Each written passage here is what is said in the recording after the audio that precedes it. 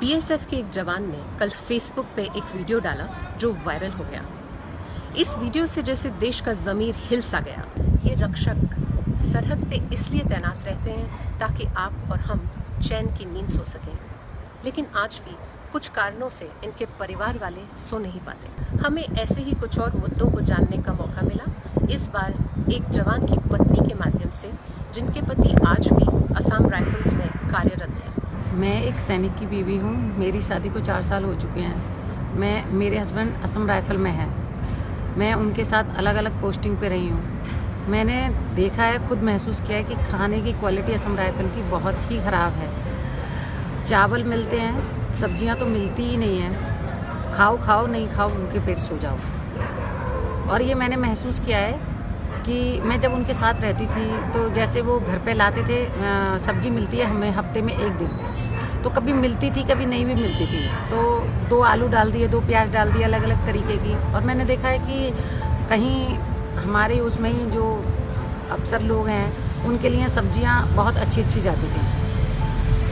तो ये सब सिपाही लोगों से ही किया जाता है। जैसे हमारा बड़ा खाना होता है तो बड़े खाने में हमने देखा है कि जो अफसर लोगों का खाना होता है उनके लिए बहुत अच्छा खाना होता है। अलग अलग तरीके की सब्जी, बहुत मतलब ड्रिंक और कोल्ड ड्रिंक्स वगैरह सब होता है। और जो सिपाही लोगों की फैमिलियाँ या सिपाही हैं उनके लिए वही मोटे वाले चावल बना दिए, पूड़ी बना दी और बस छोड़ दिया कि यही खाओ आप। ये सरकार की तरफ से कमी नहीं है, ये कुछ अंदर ही है।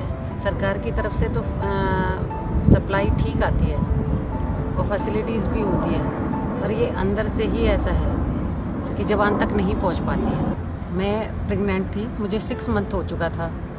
मुझे ना ही तो कोई दवाई मिली थी और ना ही मुझे कोई इंजेक्शन वगैरह लगा। मैं कई बार हॉस्पिटल के चक्कर काट चुकी थी, तो मैं बोलती थी जाके कि या तो आप मुझे यहाँ पे हॉस्पिटल में इंजेक्शन वगैरह की सुविधा कीजिए और नहीं तो हमें बाहर भेजो। तो वो कहते थे वहाँ पे डॉक्टर की स्कॉट्स वगैरह हो जाएगा तो आप इंजेक्शन लगवाने चले जाना। फिर हम पूछते थे कि हमें स्कॉट मिलेगा क्या, तो कहते कि नहीं, अब 1-2 फैमिली और इकट्ठी हो जाए फिर स्कॉट मिलेगा, तब आप सिविल में जाना इंजेक्शन लगवाने।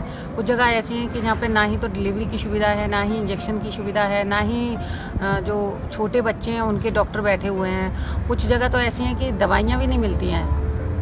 अगर मतलब बुखार है या कुछ और परेशानी है, वो एक ही दवाई चलाते रहेंगे, दवाई मिलेगी नहीं आपको, और बाहर जाने नहीं देते हैं।